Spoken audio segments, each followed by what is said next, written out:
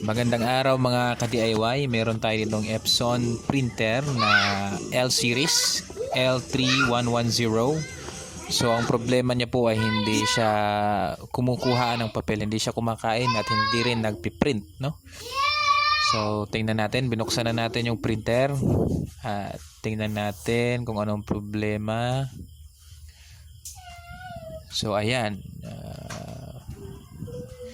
hindi siya kumukuha ng papel. So yung duda natin na sira niya ay andito. Titignan natin. Ayan. Ayan. So yung spring dyan ay natanggal, no? So dahan-dahan natin kunin. Ayan. Saka binalik natin, guys. Hindi ko na video kasi ang hirap. Mag-isa lang kasi akong gumawa. So ayan na, kumukuha na siya ng papel.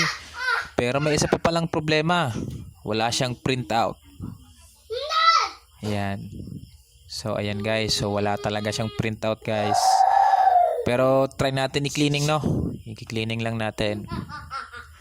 Cleaning lang natin ng mabilis. Pa-like and share at subscribe na rin mga guys. Ayan, so huwag kayong mag-alala. Walang yan, blank page. So, andito na. Ayan. Ayun. Clear na clear ang printout mga guys. Pa-like, subscribe and share mga guys. And shout out po sa nagpagawa sa atin ito. Salamat po ma'am sa tiwala.